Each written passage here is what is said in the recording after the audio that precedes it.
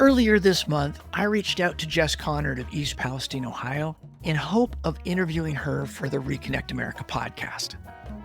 I hardly expected that just a few days later we would be sitting in my cabin in the woods of Vashon Island, Washington, recording our first in-person interview. This fortunate and accelerated turn of events is largely thanks to my island neighbors and respected friends Becca Economopoulos and her husband Jason Jones, artists and co-founders of the Natural History Museum. The Natural History Museum is a project that defies description, but it consistently awes me with its boundary-busting imagination and commitment to sowing deep bonds among people and the places they call home. The 2023 derailment of a Norfolk Southern train in East Palestine, Ohio, the fire that burned for over 2 days, and the devastating decision to vent and burn over 115,000 gallons of toxic vinyl chloride created an environmental and public health disaster, the consequences of which will be unfolding for decades to come. Into that, Jason and Becca brought the Natural History Museum's transformative practices. Jess and her family participated, and they befriended each other. And through that friendship, they have borne witness to the awakening of her fierce, smart, and compassionate leadership. In the aftermath of the derailment, Jess dove headlong into studying the countless layers of profit-driven corner cutting and neglect that led to and exacerbated the disaster. Her outrage at the lack of accountability, coupled with a profound dedication to charting a pathway to prevent predictable and avoidable future harm to other communities, is driving Jess forward on a journey with ever more momentum and clarity of purpose. Earlier this year, Jess launched Rail Watch, an organization aimed at protecting trackside communities across North America from future derailments.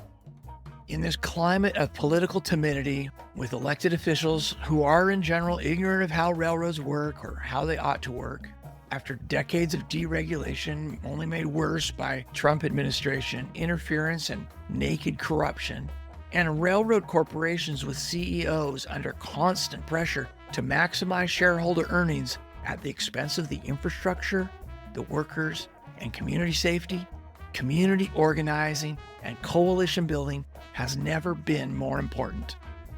Our conversation focused not just on what happened in East Palestine, but also on how to build from the power we have to the power we need to bring about a world where communities are served by the infrastructure that passes through them, not endangered by it.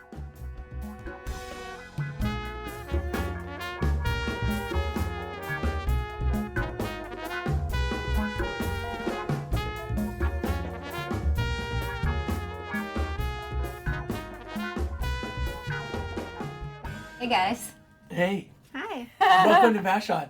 Welcome to the woods, the Huckleberry Forest. I'm excited to be here. It's good to have you. Really great to be with you, Becca. Likewise. Yeah. Thanks for helping make this happen. Thanks for having us.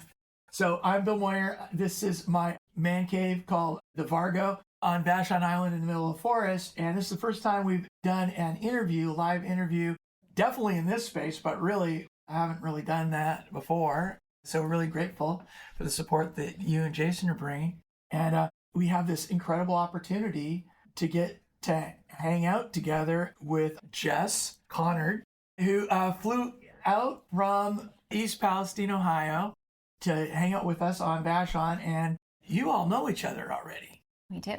And Becca Economopoulos is a longtime friend and ally and amazing inspiration in the work of movement building. And I think we should all just start by introducing, I want to hear more about you guys.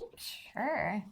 I'm Becca Economopoulos. I live on Vashon, but have not been here as long as Bill. We moved here in late 2018, and we were in Brooklyn, New York for 20 years before that. But a lifelong organizer and collaborator with artists and scholars and cultural producers. And we run a nonprofit program called the Natural History Museum, which is a traveling and online museum for the movement. that is dedicated to social, environmental, and climate justice. Jess, you've had a storied last few years. Could you tell us more about yourself? Yes, I'm so excited to be here. Thank you for welcoming me onto the island and into your studio. I'm Jess Conard from East Palestine, Ohio. I am here because a train derailed in my community and ended up being one of the largest chemical disasters in American history. And prior to that, I was a medical speech language pathologist for 15 years. I'm a mom and really never was as engaged in activism as I am now. But I realized that the average person can do big things. And it's been a whirlwind, but done a lot of things in the past 3 years that I didn't think that I could do. And now I'm here on Vashon Island, just a lady from Ohio, small town, girl, grew up in East Palestine, and life is really exciting. And I think this movement as a whole has really embraced me and supported the work that needs to be done to not just, climate, yes, also, the little pockets along the way, things like rail safety and hazardous material transportation. It's been a wild 3 years, but I'm excited to be here talking with you guys about it today. I also want to say that Jess is seriously underselling herself. Jess is just next level, and the transformation that we've witnessed in Jess since we met and the stories that she's told about her pre-life and then her post-derailment disaster life are just absolutely incredible. What kind of strength you've marshaled for the benefit of your community, and then your sense of purpose and doing that for every community. Thank you. None of that would have been possible without the support of this movement, though. I mean, when you create such a chosen family, and the reason that we choose each other is because we're all impacted by this in some way, whether that be a climate disruption or something just in your community socially that doesn't make sense. When you have those impacts, sometimes it feels really lonely, like you're the only one that is like, what's happening and why is nobody shouting this from the rooftops? And so when you find your people and you have that support, Becca and Jason were one of the first people that I met in the movement, and some of the bigger names in the anti-plastics movement and petrochemical space where people are doing amazing work, they all came to East Palestine. And I think it was so supportive, and I felt a lot of love, not just from folks in the area, but people came from all over, especially folks from the Gulf South, who really have bared the brunt of this for decades longer than Appalachia. So I've, in the past 3 years, met more people than I had my entire life. And, the outreach is in this country, but it's also out of this country. I met people from France and Malaysia and Canada within the first few weeks after the derailment. And it's been that solidarity that has really allowed me to feel empowered to continue to do this work. Bill, how did you come to rail safety? A very convoluted path to rail, really. We moved around a lot when I was a kid, and it wasn't very grounded in any particular community until like a couple of moments. But the theme when I was growing up was growing up on Indian reservations. I'm not an indigenous to this place, but my dad and my mom were connected to tribes and working with tribes in the late 60s and through the 70s. And so living on Swinomish Reservation and being around indigenous communities was a really key part of the formation of my worldview and my consciousness around injustice, racism, and then I grew up as a social justice Catholic. My mom was a very strong influence in what I think Christianity is supposed to mean. And so the difference between the world, the way it ought to be, versus the way we actually are confronted by what it actually is, that contrast, I think, was always a force for me. And it's interesting to get to have that experience of feeling like you can actually do something about it. So I really resonate, and I find joy actually in hearing you talk about that discovery of that aspect of yourself. I'd forgotten that, and I have in some ways a similar path. Raised Catholic, and the contradiction between the values that are taught and then the reality of the world.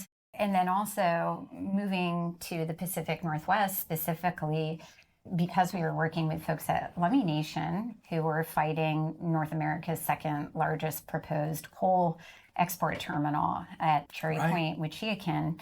And now just learning right before this podcast that was a huge moment for you diving into rail work. The resistance to try to stop the expansion of the fossil fuel industry's use of the Pacific Northwest, a place that I have grown up my entire life. I'm a fourth generation Washingtonian, I like to say, gives a strong connection to place, even though 4 generations is nothing compared to our indigenous allies, right? And the indigenous leadership has been there throughout all of these fights. And so supporting indigenous leadership has been part of the journey. And I think because of growing up around indigenous people, it made sense to me. I felt like too much is given, much is expected. I grew up hearing. And so when the Cherry Point export terminal came about and the Lummi were leading the fight against that, Backbone Campaign, the activist organization that I co-founded with some friends, really pivoted to trying to help do what we could, like with giant banners and light projection and that sort of spectacle action to join in that fight. And it was meeting a rail labor guy named Mike Elliott and having a conversation with him about, Mike, why are you sitting at this table with Peabody Coal and BNSF fighting for just a few jobs? And he's like, I don't trust these people as far as I could kick them. It was up to me. We nationalized the railroads. Anyway, Mike, a few months later, gave me a 2008 paper about modernizing the Northern Transcon. And I didn't know squat about railroads, including what exactly is the Northern Transcon. I hear that. Right? I know way more about railroads than I ever wanted to know. And it's a super steep learning curve, right? And it's constant. And I'm like 13 years into it, and it's still super steep and constant, but it's super fun. Because here's this opportunity. Mike said, see if you and your people can green this paper. Like, how do we make this a better system? Because I think in Mike's heart of hearts, he knows from intimate experience as a rail worker that the railroads are an amazing transportation infrastructure. Yes. They have all this potential, and that something's happened to skew that potential and distract from the public purpose that the railroads exist to serve. And now they've been captured by financialized Wall Street purpose that is diametrically opposed, really, to community safety, to the interests of many sectors that we get to explore on our Reconnect America podcast and through the solutionary rail work. So that it was the same fight that got me introduced to rail. And like most progressives, I was like, oh, what we need is bullet trains. And now I'm like, fuck, bullet trains.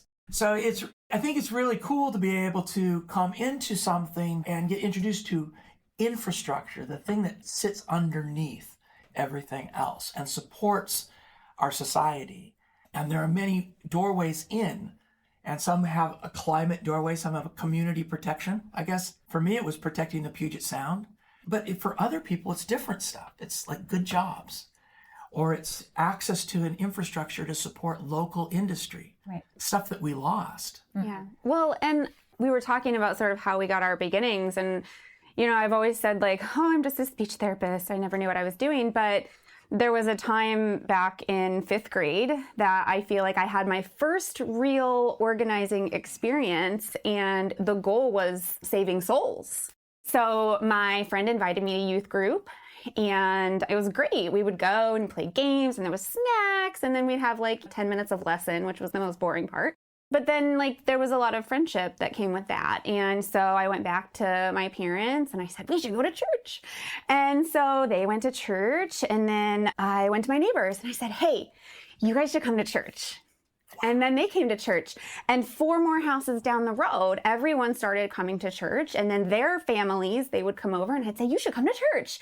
So I probably recruited about 20-25 people to the congregation. And I think about that as like, that was sort of my first outreach and organizing and getting volunteers, which is what that is. And, you know, throughout the years, I've done like fundraising for youth groups and other community and civically engaged projects. But then, you know, COVID happened and I went right to work and got fabric and elastic and shoestrings and anything that we could use to make masks, and didn't actually make any masks myself because I don't know how to sew. But I was the organizer, and we ended up shipping 7,200 masks all across the nation. We had orders coming in from nursing homes and other, you know, group settings and things like that. And so it's interesting, you really can dive into this from a perspective that is personal to you, and you can make it something that ends up potentially being a social movement, or maybe it's just something like bringing the people on your street to, you know, something that they're interested in to make life a little better. Seems like the pursuit of happiness to me. Well, it's funny. I was actually thinking about making meaning out of suffering, which is, I have a friend who's over at Union Theological Seminary in New York, this amazing Black queer organizer there, who's a part of the house ballroom scene, which is church for queer, poor, Black folks who've been excommunicated from their families and from their, you know, and so the joy and the activism that came from making meaning out of suffering, and that's what he names as theology. Theology is that. And theology can be religion, but it can also be music. It can also be dance. It can be any number of things. But seeing how you parlayed those skills into this major rupture in not just your life, but the life of so many others in your community. And you've really made meaning out of suffering. And maybe we can start there, is what's happening? What's the good stuff that's happening, that's coming from this tragedy, that's coming from your work in diving into the steep learning curve of the rail industry? Well, I like to think that we can all agree that we cannot let a crisis go to waste. And that's more of a reactive strategy, right? But the goal, especially with Rail Watch, is to catalyze the crisis in East Palestine to prevent train derailments across the country. I think that we can do that. I think that anything's possible, but I think that it's probable that we will do that. And I think that is the motivating factor in why we do this work, is because the change is not only possible, but it is probable when we stand up and we fight for what we want. Yeah, and one of the things that I learned from hanging out with community organizers is that you think about what is the vision you have, what's the change you want, and what is the power you need to manifest that change. And then you have to assess what's the power you actually have in the moment. And then your strategy is like, how do you build from the power you have to the power you need? And social movement is relational. So building those relationships, whether that is through the church community or the alternative communities, it seems like it's a core part of being an agent of change. And it can manifest in lots of different ways, different skill sets and such. But building relationship and sowing cohesion amongst sometimes disparate allies and sometimes unlikely allies, I think has great promise. And that's one of the things I really love about railroads, is that railroads literally and figuratively connect all sectors of our society. And the failure of railroads to serve their public purpose is impacting many different sectors of society in various different ways. So the more that we can find common cause in turning that around, the better. I do think that for people who don't know the specifics of what happened in East Palestine, do you think it would be okay to just hear from Jess about? I think so, yeah. About what are the basics, like what happened in your community? Yeah. Yeah, thank you for asking. It's definitely a question that I have had a lot of. I bet. And I think before I start into that, each person in my community has experienced the train derailment differently. There was a big divide, east side versus west side, because, the train derailment happened on the east side. I live on the far west side of town. So when you hear the story, there are so many other folks that have experienced this differently. But yeah, it was just a regular Friday night. I was hanging out upstairs. I was reading. My partner was downstairs. The kids were in their rooms playing. I think my youngest was sleeping. And I started hearing these sirens, which isn't totally unusual, but it's a really rural space. When there's a siren, usually there's something major. And, 5 minutes, 10 minutes, 20 minutes, 30 minutes of sirens up and down the road. And I thought, what is going on? And I went downstairs and my partner had the news on and I said, what's up? And he said, there's been a train derailment and there's a really big fire. And so we just sort of sat there and texting some people, in town to try to check, where is it? Is everyone okay? And really didn't know much that night. Didn't really know about the vinyl chloride. Didn't really put anything together. My sister actually, we found out, was downtown at the local pizza shop and heard the derailment when it happened. But we found out that the train was actually on fire when it went through our backyard. It derailed 2 miles away, and the train had actually been on fire for almost an hour prior to it coming through the community. And there were 911 calls that were coming in. I think the first 911 call came in from Sebring, Ohio, which is actually 4 towns away. There is video footage of the train being on fire in Salem, Ohio as well. So there was ample time to stop the train. The systems in place, like hot box detectors. After Friday night, we saw the wreckage. It was still burning, and it burned for several days because of all the chemicals. And we started to hear about the leaking vinyl chloride car. And it was this one car. Everyone was concerned about it exploding. The National Guard was deployed. They had a 1-mile evacuation. And again, I'm 2 miles out. So we just kind of hunkered down like we were supposed to. And it was the weekend, so we didn't have anywhere to go really anyways. But Monday rolled around and my partner went to work. He drove out this other side of town, and they actually had stated that they were going to schedule what they called a vent and burn. And what ended up... Sorry, but who makes that decision? Yeah, good question. So there was a group of people called Incident Command, and it included the regional administrator from the EPA, the Environmental Protection Agency, the governor, some members of our municipal, the fire department, and I think the railroad was a part of that. And also maybe somebody from the vinyl chloride company.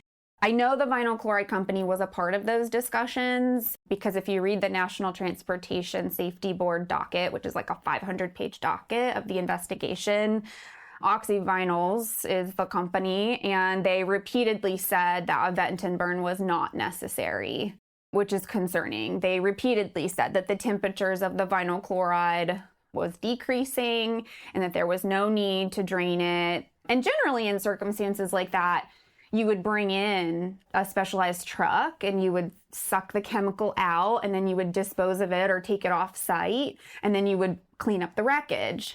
But unfortunately, in this circumstance, they really wanted to move a freight train through, and that was going to take weeks to do. So, you mean another freight train that was behind it or something? Yeah, yes, it was in the next, yes, they were all backed up. Yeah, on both sides of the tracks, there's 2 lanes. So I was at home with the kids by myself, and the vent and burn was scheduled for 3:30, and I was watching the news. It was a 1-mile radius. They said, anybody outside of the 1-mile radius, please be aware this is happening. You must evacuate. And it was a circle. Well, and I kept watching it, and it sort of turned into a square. They sort of shifted that. And then they said it's a 1 by 2 mile radius, and they had this rectangle that was this way. And then it shifted to this way. And then it was like this oblong. And I thought, I'm getting the hell out of here. Yeah. Like, I'm leaving. I'm packing my kids. And like, this is the part of the story that I always cry at because it was just like, I panicked. And I like told the kids, I was like, get your shoes on, get your coat, because it's February. I said, get in the car right now. I said, whatever you want to take with you, throw in this bag. And I just remember saying to them, like, it's going to be okay. But I'm like, we might not have a house when we come back, you know? And I literally just threw like all these things into a bag. I don't even know what I put in there. I just wanted to get out of there. And so the kids were like, okay, you know, like they had like not a care in the world, which I'm grateful that they didn't have that like panic like I did, which also makes me feel like maybe outwardly I was keeping it together, but inside, you know.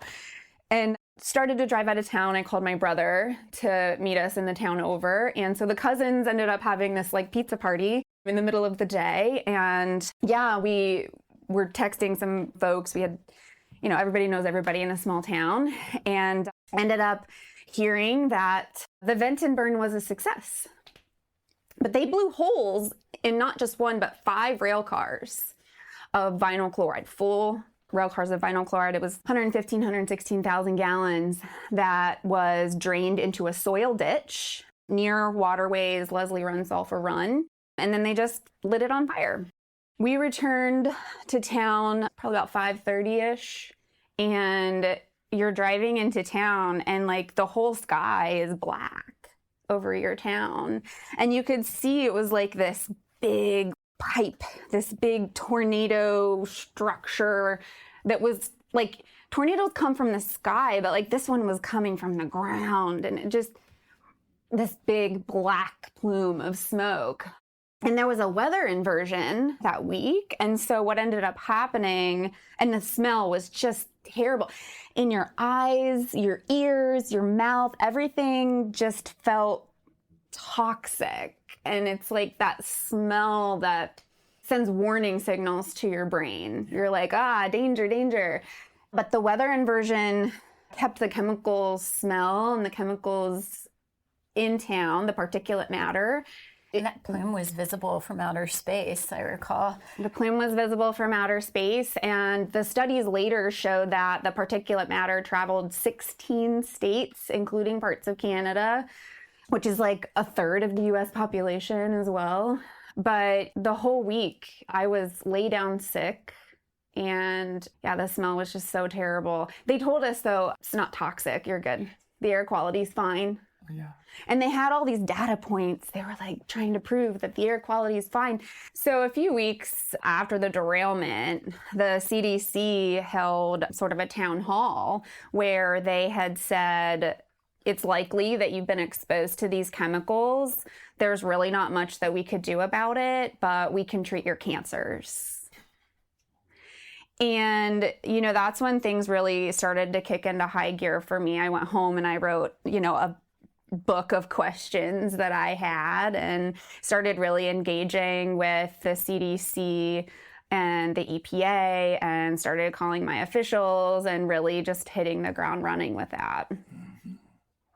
Wow. So going back to the moment of decision, so the fire had already been put out, right? The original fire that was, I guess, a half a mile long or something. It had been burning for the weekend, but most of it was out. It was controlled. Okay. Yeah. So then they did the ditch, and they had the one car that was leaking, and then somehow they decided they were going to puncture the 5 other cars carrying vinyl chloride. But who the hell made that decision? Yeah. Why? And the decision to burn, right? Yeah. Yeah. So Incident Command was the name of the team that were making the decisions. And so this is the governor, the EPA, municipal leaders, and the fire department, Norfolk Southern. There were probably others I'm leaving out, but those are sort of the main heads. But how I understand those decisions, the final decision was made by our fire chief in East Palestine. And what I understand with that decision is that he was only given 13 minutes to make that decision. And having all of those people in the room and pinning that decision on somebody, you know, he was just trying to do the best that he thought. And I don't think anyone in our community blames him. I mean, maybe some people do, but I think the majority just feel like that's an impossible decision And especially when you're getting fed information that is inaccurate by those that were interested in just moving the freight train along versus protecting our environment and our health and our economy. I mean, this has devastated our economy. We've had several businesses leave. We're having trouble getting people to work in town, to live in town. Our school system admissions dropped. I mean, there have been so many things that have been impacted by that decision. But yeah, it was our fire chief, but you do the best you can. A fire chief has that kind of the experience, or like, why would that? It doesn't even. It's not even fair. For the fire chief to have to make that call. Right. When they're not an expert in this stuff. Yeah. But the pressure sounds like, from the NTSB report, it sounds like the pressure wasn't coming from the chemical industry. It wasn't coming from the shipper.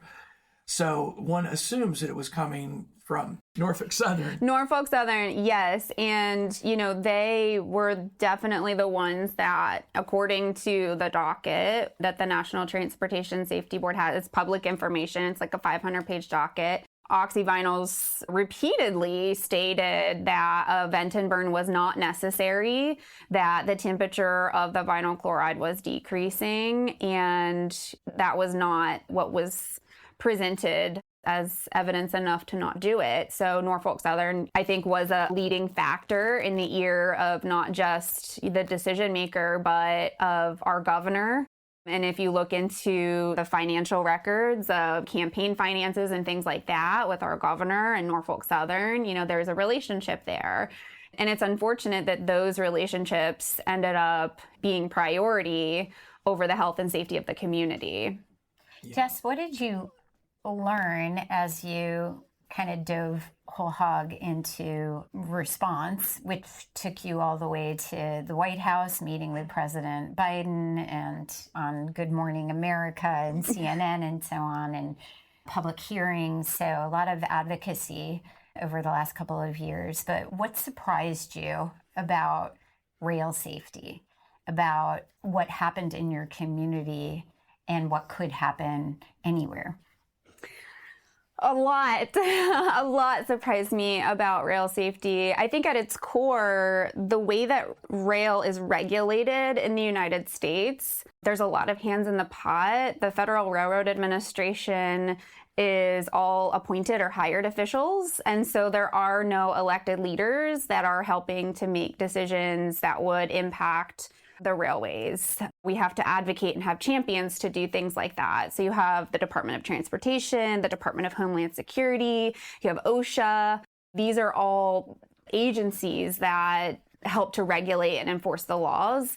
There is a huge federal preemption over rail, and all the rail is privately owned. So I think that too, if you think about what if our highways were owned by private companies or billionaires, and how that impact our infrastructure and our daily lives? You know, what if they never filled the potholes, or what if they didn't plow, or what if there were roads for people of certain income, or, you know, however it is, I think there's a huge problem with the way that rail is under-regulated. And also, it really does tie the hands of the states and the communities where this is most impactful.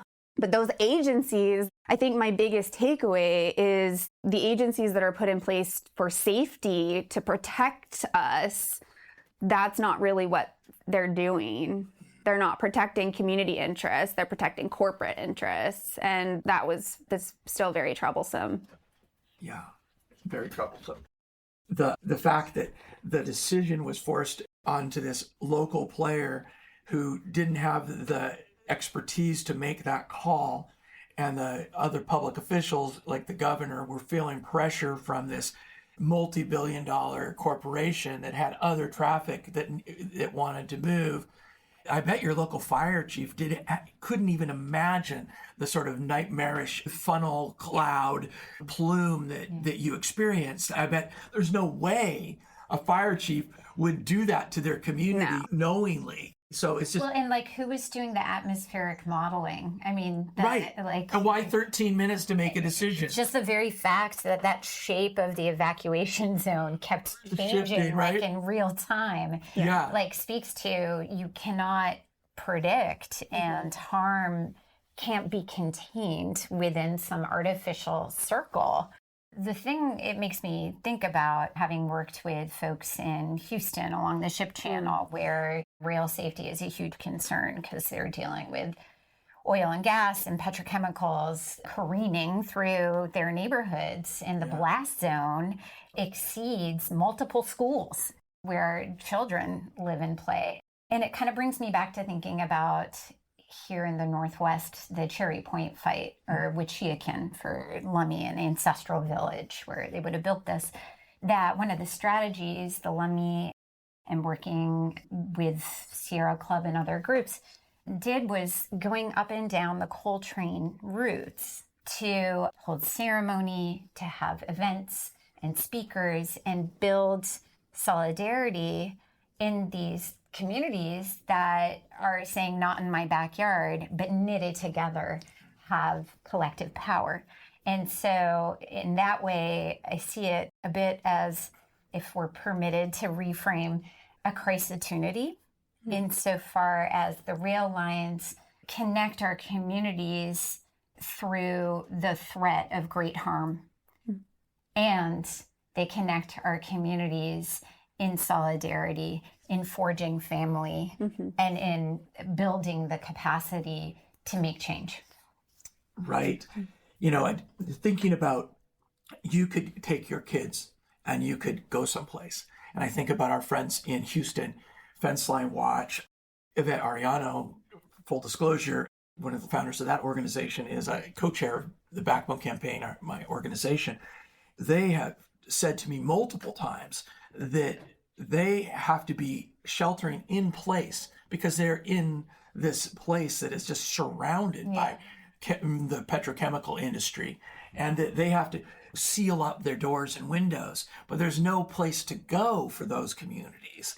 And you make a good point. They're held hostage, right? I mean, even if you're thinking about like the East End, which is sort of this triangle of rail where the crossings are blocked for hours and hours and hours on end as the petrochemical industries there load their rail cars. And this is causing huge problems, right? If an incident were to happen there, but also like a disruption in life. There was a death because a child was trying to get to school and ended up going across the rail because, you know, kids, their importance is the tardy bell, you know, and they're thinking about like, I'm going to get in trouble. Yeah. And it's unfortunate that we don't have a $1 billion industry able to build the infrastructure so that we can get to our doctor's appointments and get to school and get to work on time.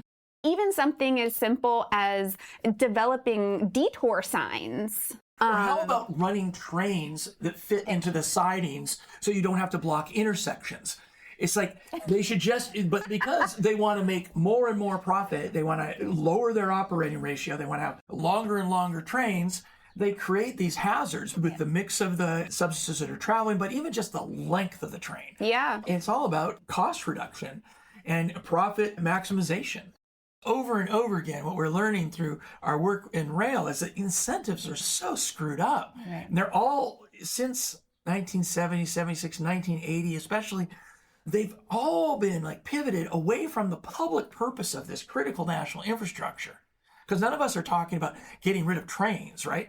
But making it actually serve its public purpose, not merely a private purpose. Or private purpose has been skewed even further by shareholder activism.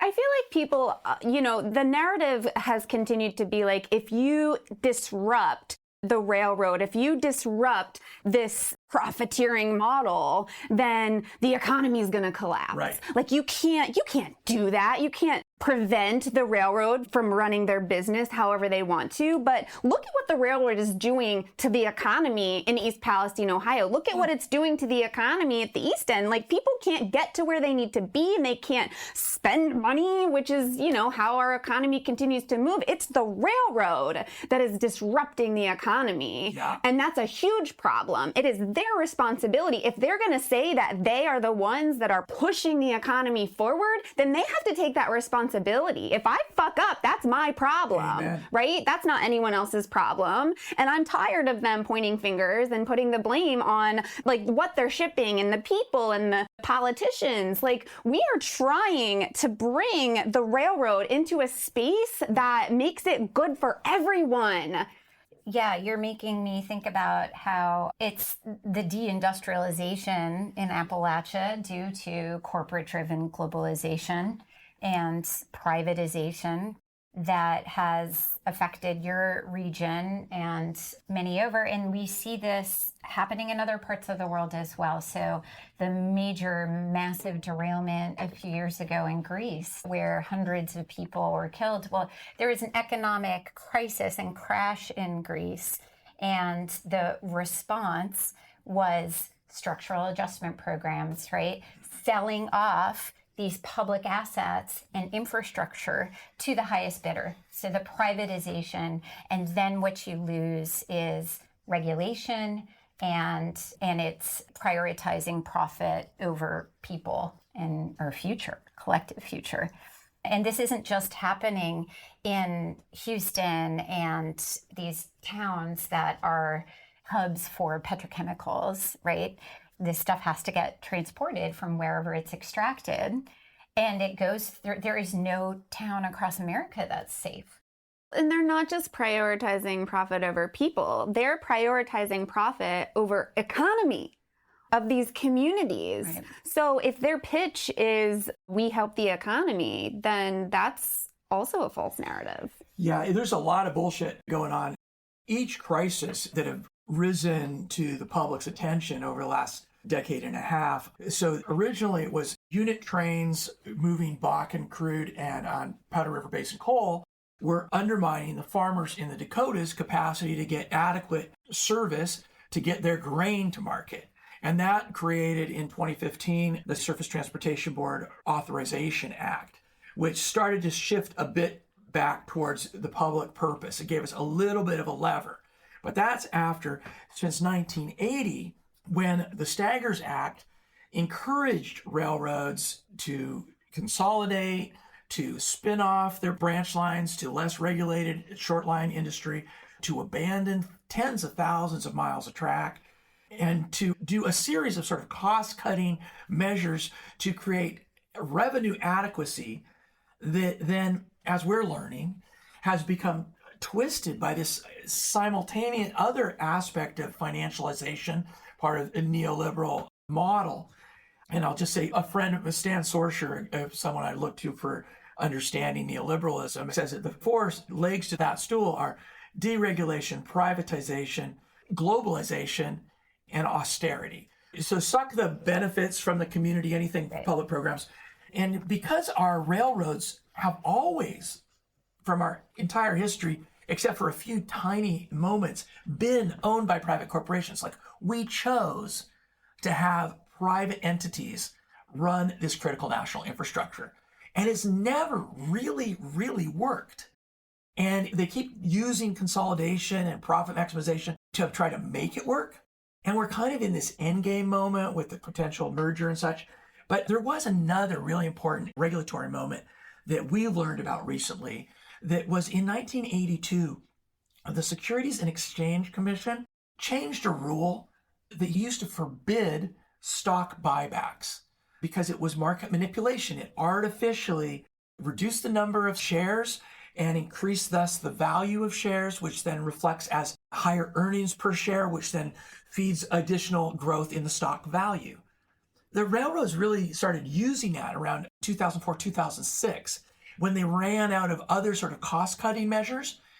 That's been the shareholder activism that makes it very hard, practically honestly impossible, for even railroad executives to manage their railroads in a way that actually prioritizes community safety or service to their customers or better resiliency for their workforce. Because besides that, like that experience with the wheat farmers, there was experience then in the COVID where there was a supply chain interruption. Who was interrupting the economy then? It was the railroads, because they had furloughed so much of their workforce. They had cut down on their maintenance. They couldn't handle the bump back up in volumes of freight. And then when the workers were pissed off because they're working too much, and they're saying, hey, we don't even get days off, we don't have sick leave, and we're getting punitive results if we stand up for ourselves, if we go to a family funeral or respond to a kid's sickness. So they wanted to strike. They threatened to strike. But God forbid that happen, because it would interrupt the economy, right? $2 billion a day or some shit like that. So Congress and Biden failed to allow them to use that leverage to respond. And they're responsible for that. And then East Palestine was the next sort of time, along with Lac Megantic, when the derailment happened up in Canada. But when the railroads, their motivations and their skewed incentives became a public concern. And they're not doing favors. Their economic impact is negative to the shippers. It's negative to the communities. It's negative to the workforce. And it's all been sort of reshaped to serve a financialized global supply chain and not serve our economy.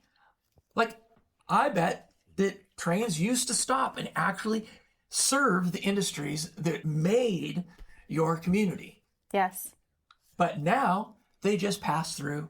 Yes. With their hazards. Yes. Well, and not to derail the derailment conversation, but I mean, that is happening in so many other sectors. Totally. Like Amazon workers don't get P breaks, and where corporations are in the polycrisis, what they're calling this time of multiple overlapping and intensifying crises, are applying this prepper mentality to, all right, well, now's the time, disaster capitalism, right, to bolster our wealth. It's this opportunism and this prepping for an increasingly unstable future where they're prioritizing their own stability at the expense of the rest of us, which, going back to the rail conversation, is that railroad drawing lines of solidarity. Who are the odd bedfellows, right? The unusual coalition partners or potential partners where you're finding common cause and people are recognizing a common oppressor, if you will. Dare we say? Dare we say? Well, I mean, I also want to make sure that I love your phrase, connecting Cancer Alley in the Gulf to Cancer Valley in Ohio.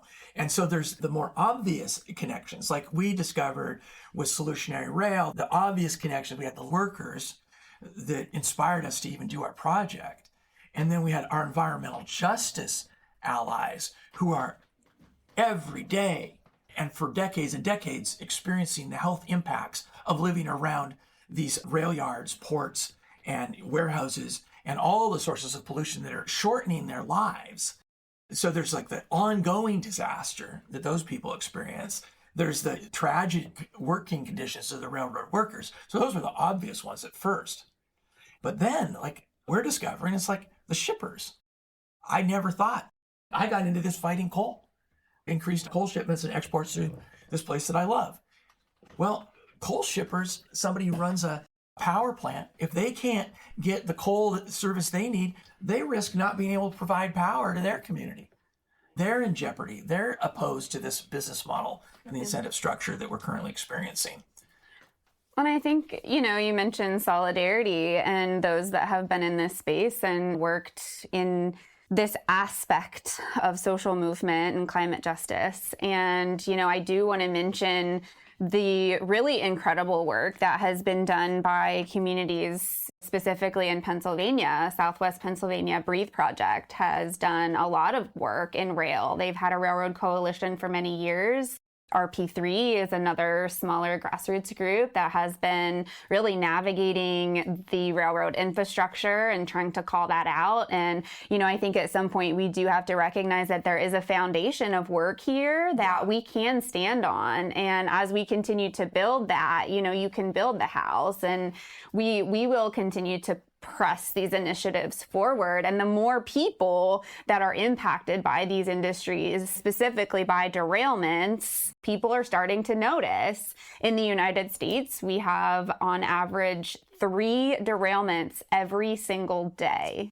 Every single day.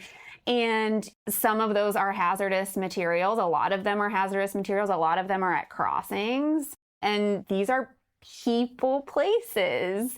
And even if there aren't people, you have our natural resources. Recently, there was a derailment in Surrey. I mean, in Connecticut, there was a hazardous derailment. I mean, they're all over the place. And when you start looking at, it's kind of like 6, 7. It's like you don't really notice it until you do, until you think about it. You get a Jeep and now everyone has a Jeep, but it's had that. Subaru. On Vashon, it was Subaru. Yeah, I think I'm the only one with a yellow Jeep. But anyways, once you sort of start to identify that derailments are regular and predictable and should be expected. Because if we don't start making changes in this country for rail safety, that's only going to keep getting worse. And so I think really identifying those who have already been in this space, I think is going to help, which is sort of why I'm here in Washington State. There's a community right now in British Columbia, north of Vancouver, that is getting ready to have a hearing here the end of the month on a rezoning. And the reason that this is important is because communities can identify that there are issues and they can make decisions to prevent derailments. This rezoning specifically has to do with putting chlorine in liquid form on rail cars. Chlorine, when it leaks, becomes a gas. It's heavier than air, and it can kill you within a few seconds, a few minutes. And so, depending on how much of it you're inhaling, this is very dangerous to put chlorine on rail. We do it all the time in the United States. It's unfortunate. We have chlorine rail cars that sit next to schools all day. But the point is that this community has an opportunity to make a decision to reduce that impact. And I think that when you're provided with these opportunities, especially at the municipal level, to engage in something that could prevent a derailment, even if it's preventing something from going on the train or preventing less of it from going on the train, whatever that decision is, make it now, because you don't want what happened in my community to happen in yours. And it's not fear-mongering. It's predictable. This is going to continue to happen again if we don't start making these changes now. I want to ask a question of both of you, and maybe this is the bring it together question. You, Jess, just started a new organization, Rail Watch, so maybe you can tell us about that. And you wrote a book, Solutionary Rail. And so I want to ask you both about your vision. How could this be different? Yes. So Rail Watch is sort of the phoenix of the East Palestine train derailment. And it's been something I've been thinking about for a long time, and really glad that the timing worked out the way that it did.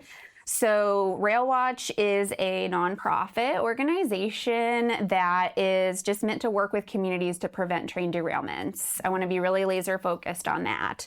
And the way that this has come about is, communities have continued to reach out to me, wanting to share their concerns and wanting me to provide them with some sort of stepping stone in the right direction. And so this is something I've been doing already for the last couple of years. And throughout my advocacy journey, I've learned how to navigate through really treacherous waters, whether that be with agencies or how to meet the president, how to get a meeting with the White House, how to make an impactful news release. Those are all things that I never knew how to do before. And so I feel like I have this skill to offer communities that can really make an impact.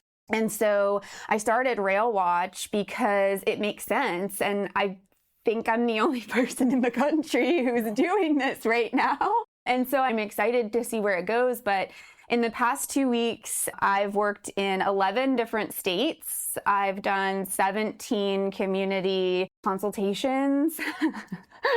There's a need for this, and I have more that want to sign up and that I have scheduled. So I think this is definitely something that communities can find a sense of solidarity with. And once we create little pockets of rail watchers all over the country and we build that grassroots movement, it's grassroots to global. That's the saying, right? And so we have to start in our hometowns and push the needle as far as we can.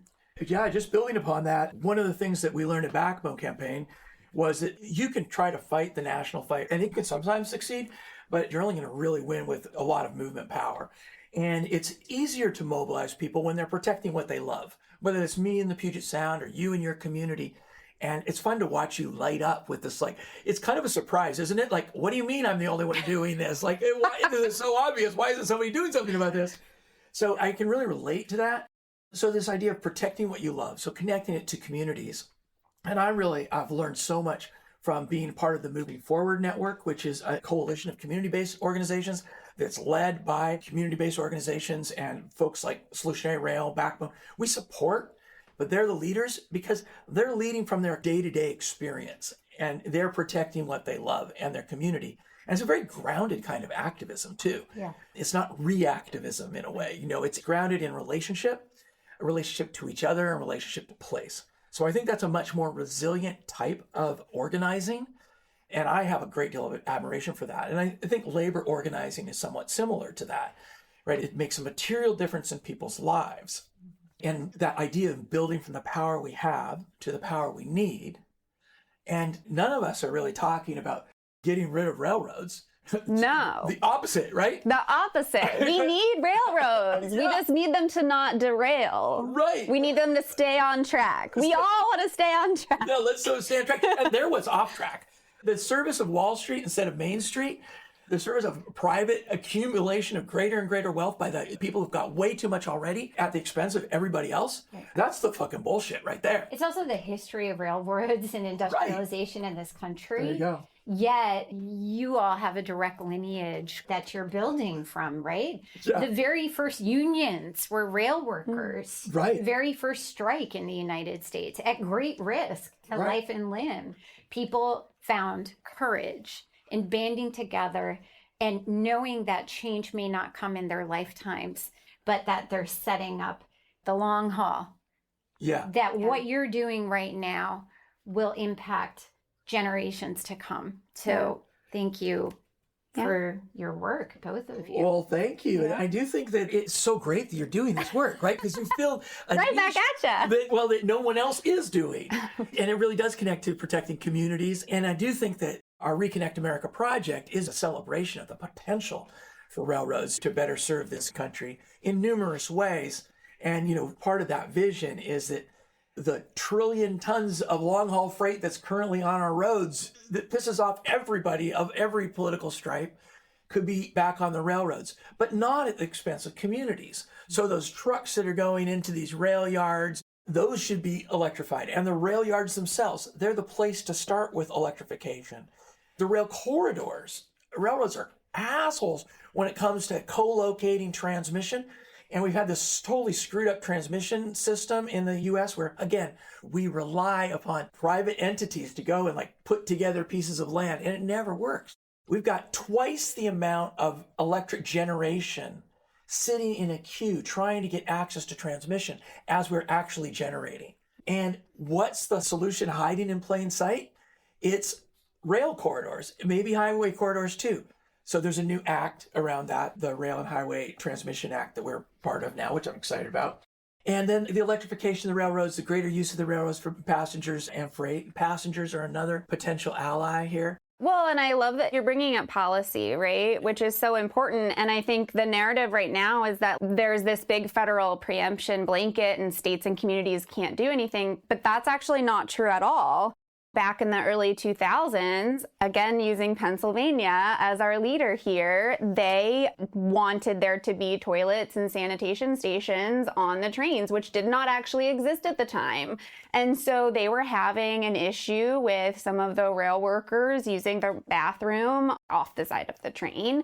And so this became a sanitation issue. And so Pennsylvania, there is actually a law that states that states can enact their own laws as long as it's not federally preempted and it doesn't cause a huge disruption and it's not like super expensive, whatever. That's probably not the language, but you get it. I get it, yeah. And so what happened is the court found that this was in the best interest and it wasn't a disruption of service. And so trains couldn't go through Pennsylvania without having these toilets and wash stations on trains. And so what ended up happening was the federal government responded, and now we have toilets and wash stations on trains because Pennsylvania took that leap and the courts found favor in that.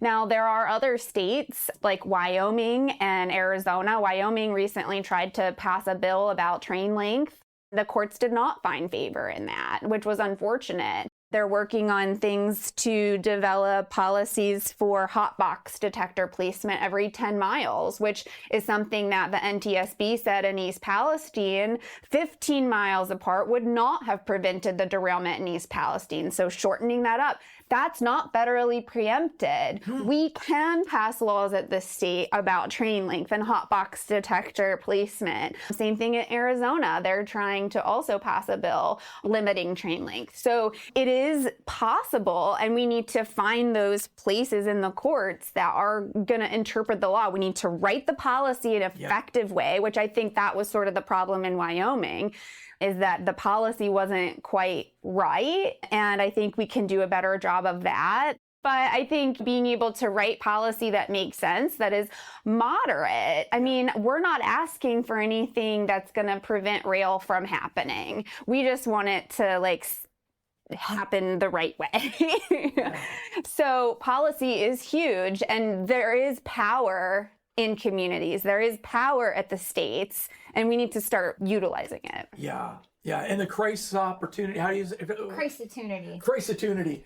This other crisis-opportunity that is emerging is the proposed merger of Union Pacific and Norfolk Southern. Yes. Right? They're at this end game of trying to create more profit, not by competing with trucks with the systems they already have, or growing the volumes on the railroads, which hasn't been happening. It's been going down.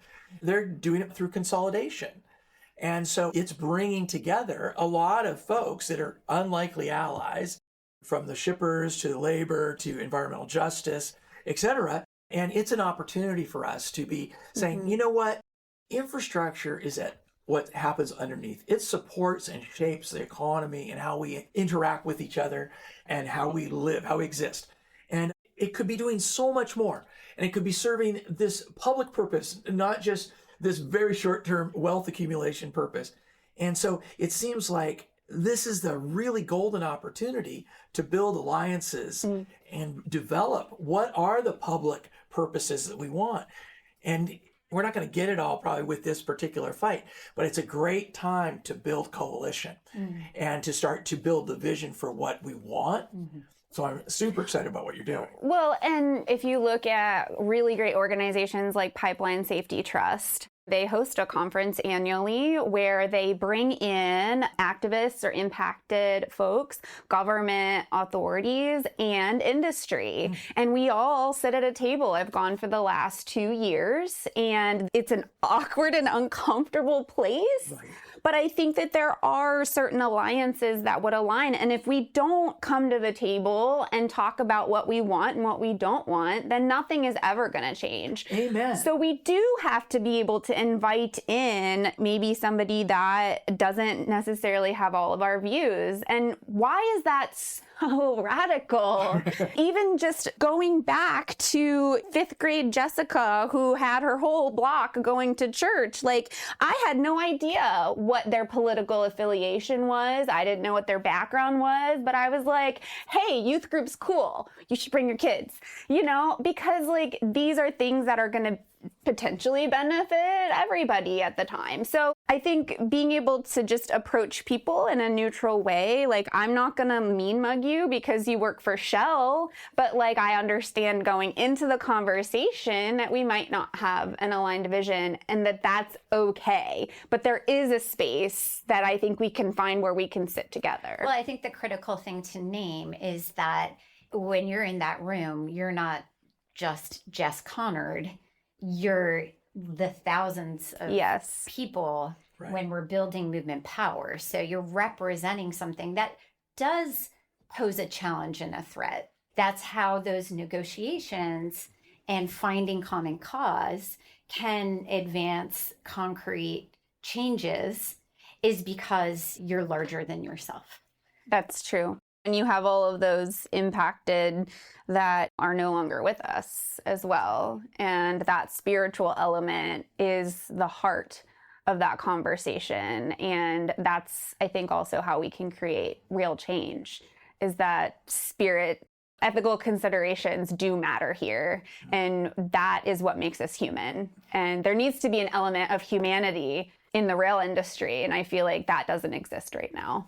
Well, and this is how Jess and I and Jason met, is our organization was doing a project, We Refuse to Die, based on the idea that industry and authoritarians and oligarchs are writing off our communities as sacrifice zones, as the living dead, and that it is in forging a coalition between the ancestors and those we've lost, and those that walk now who are being written off for dead, and those in the future whose futures are being foreclosed.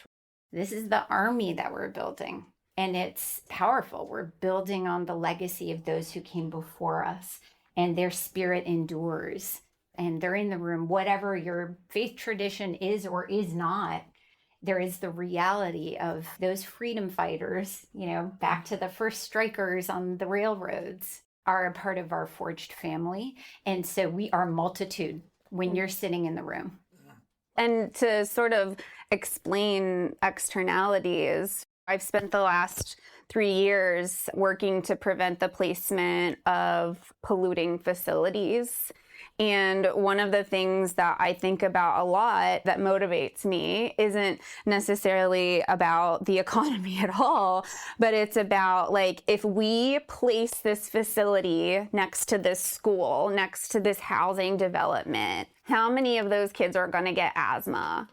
How many of those moms are going to lose their babies? How many of those dads are going to develop a heart condition because they're huffing particulate matter? Those are the reasons that we do this work. And it's without the thought of the 30 jobs that it's going to bring into this community. And when you think about that from a rail perspective, the Federal Railroad Administration has an alleged violation form that you can fill out. And I think about, like, how do they decide which communities to go into first if it takes 3 to 6 to 9 months to respond to one of these complaints? If the risk is higher in this space, but this is a wealthy white community versus a BIPOC community.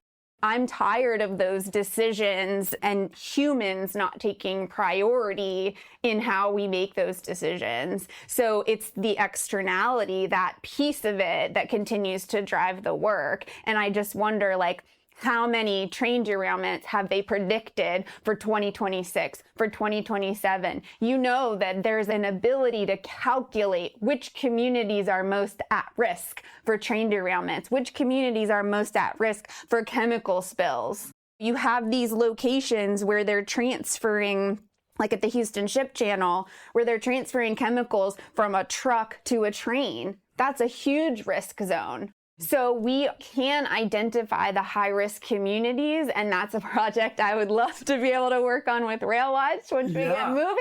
But being able to identify those high-risk communities so that we can really start to do some work there for preventing train derailments. I think you have a lot of common ground with folks like the Moving Forward Network, who have a sense of how is that poisoning happening in their communities already, and how would, like, there's some places where if the merger were to go forward, there would be a 400% increase in volumes, which would thus bring all sorts of more pollution to those communities.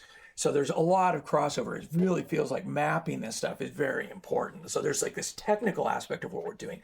And then there's a spiritual aspect of what we're doing, the sense of meaning, the protecting the places that we love.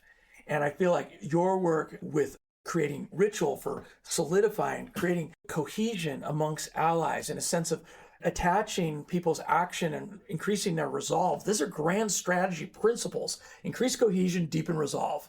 When you hold a ritual amongst people who are committing to protect their community, when you're providing them a very concrete policy way to protect their community, that grows our power. And bringing it back to the Lummi and the Coast Salish people and their leadership in the Salish Sea here. I was at a rally in Victoria, Vancouver Island, the Preserve Our Coast rally. And the young people, Indigenous speakers who would get up to the mic repeatedly said their elders are telling them, more or less, I'm paraphrasing, right, is that this is not just a political struggle, it's a spiritual struggle, and it must be fought from a place of love. And to me, love and connection, our relationship, our movement power is relational power. So we go into these spaces where we're not necessarily comfortable, but we humanize each other. We create the opportunity for communication and love and solidarity. And we identify, being able to tell the story lifts us up, that we're representing not just ourself and our little ego journey, but previous generations and future generations. It's like the seventh generation principle of do no harm. That's the glue that is going to help us win.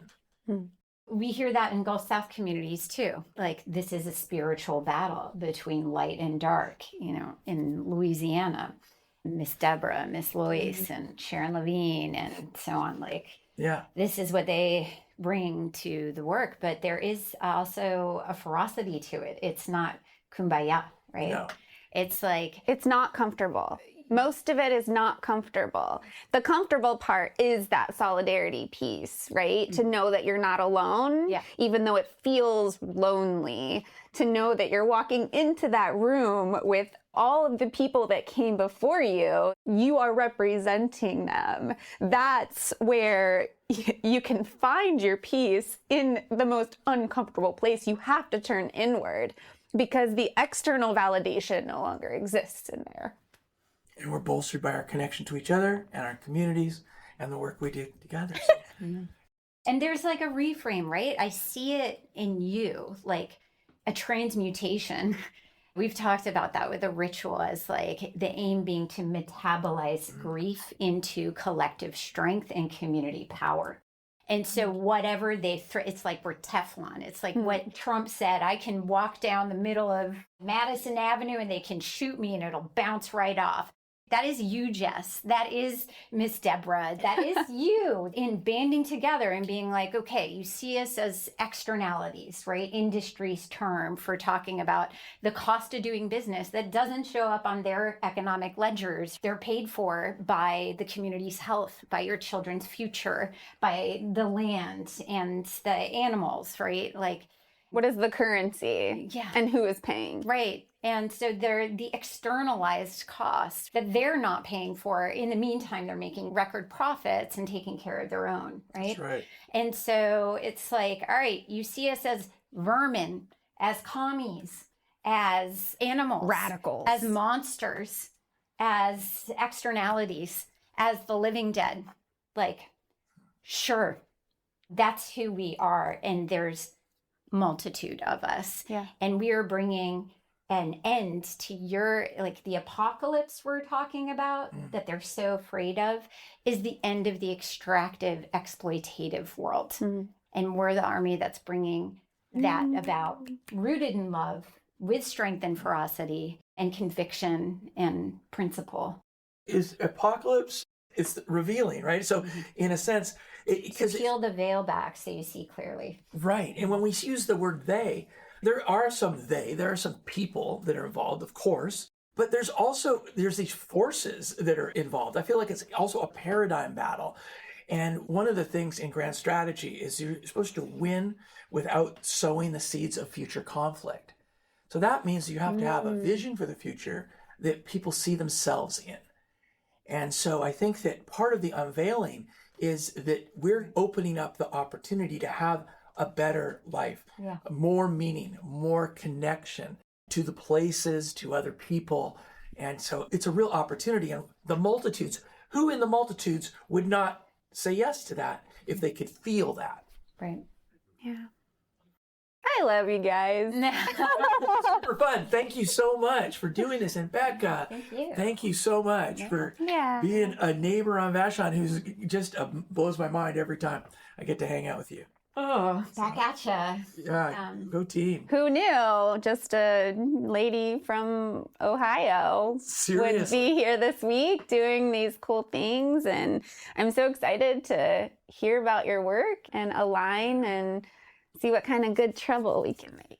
Beautiful. Yeah, we're going to definitely be making some good trouble. I know that's in the... And also, I love the Phoenix aspect of your persona. The day that we met Jess, she had just gotten this tattoo, and it still had the cover on it. It's a phoenix. See, it's just from that neighborhood girl who's like recruiting her neighbors because she wants to feel more connection and everybody to have a good time together, to having this horrifying threat hovering literally over your head in your community, to then, and all of your other good work, but then to just see like you're on fire, and you're like, yeah, my community was on fire. But this is perfect. It's a great way to show the joy of the engagement and being of use in this short little life that we get to be connected to the people before and after us. Right. Yeah, and it's so beautiful. Thank you. I love that you identify with that image. The artist is blind. So that's Okay, blow my mind. No, she's blind. Wow. She can see little bits, but yeah, she's the blind tattoo artist. She lives right down the road. Oh my goodness. She's incredible. It's a resiliency story, like over and over and over. Yeah. And there's so many pieces and parts of it that go untold, but trying to get it all out in one podcast. It's never going to happen. It's not going to happen, right? This is also a great thing. When you talk about the apocalypse, the seer was blind, like the one who could foretell the future. See, has no sight. Only you would know that. Yeah. Thank you. And part of the joy of this all is, wouldn't it be great if our society, our economy was awakening that genius in everybody, that we were actually solutionaries, that we're solving problems together? Because I think with all the political divide, what I see in rural communities and everywhere you go is that people are brilliant. People are creative geniuses. They need to be tapped and not deadened, not replaced by AI or some shit. It's like we need to be tapping our intelligence, So I feel like you're a great example of that and an inspiration. Thank you. Thank you. I appreciate that. All right. Far out. Let's call it Maybe that's a wrap. That's a wrap. All right.